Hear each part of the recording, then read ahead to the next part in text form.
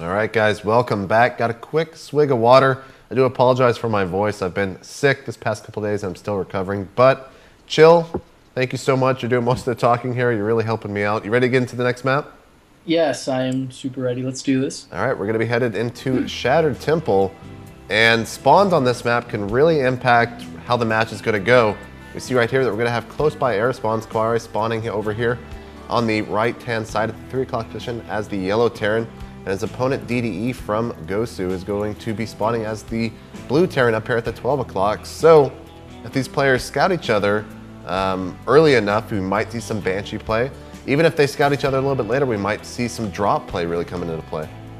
I would love to see drop play on this map because you can really work that timing when you get your first two medevacs out in these positions so well.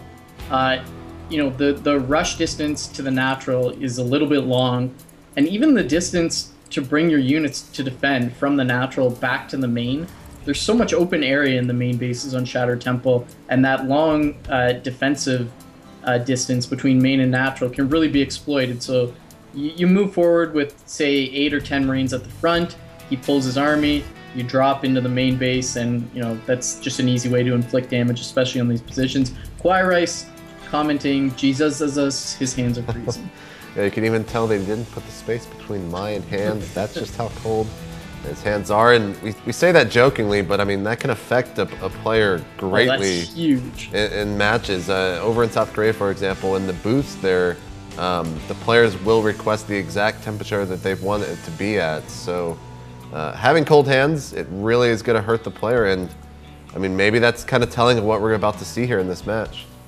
Yeah, and you know, there's a lot of examples where someone has been in one of the pro gaming booths because they have heaters in there, and they're sweating bullets, and people say, oh, it's because the game was so intense. July's, for example, I know this because he said it, he'll turn the heat to full blast because he wants it so hot to loosen up his fingers. He doesn't want to play with those cold hands. Yeah, and I mean, that's just how it is. I think we even saw in one of the MLGs that after, I think it was the TLO Boxer series, when Boxer finally won that, he came out of the booth and he was dripping sweat all over, but factory tech, still on one gas though, but we might be seeing some Banshees here later on in the match.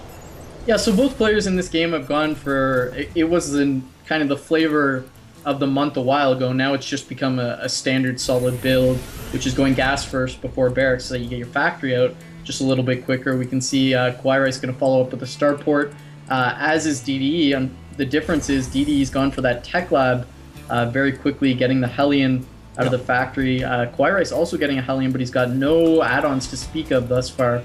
Both players with just a few Marines to defend. Actually, DDE's only got 1 Marine so far. That's ambitious.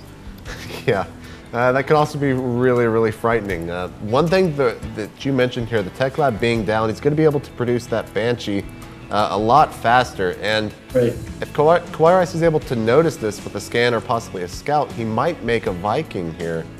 But if he doesn't, then he's going to be really, really far behind, and ultimately I would suspect he just loses. But no, there's the tech lab coming down.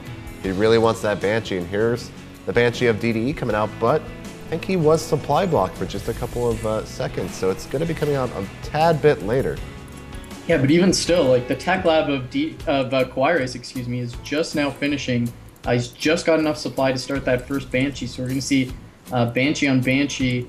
We've got 4 Marines for DD, and looks like 4 for KawaiiRice as well. There was a little bit of engagement just outside of the natural of KawaiiRice. Now we've got another one, but 2 Hellions up front for DDE. One of the Hellions for KawaiiRice going down almost instantly. Another one getting blasted. Oh my god. What? This is a big problem now that the Banshee's coming out. Can he live this? You know, I don't think he can, because he's not going to have anything to really kill this Banshee. The Banshee of KawaiiRice is popping out, but he actually has no Marines. Yeah, he's just going to GG. I mean, he had nothing to really combat that Banshee up in the air. If we look at the racks, he had a reactor on it, but he canceled it at the last second. 0 Marines against the Banshee. I mean, the Banshee's going to win, man. Banshees are pretty good against 0 Marines. Yeah, they really are. So We are tied up now 1-1. DDE taking that quick game. We're going to be jumping into game 3. But of course, we do have to go to that quick commercial break, so we'll see you guys then.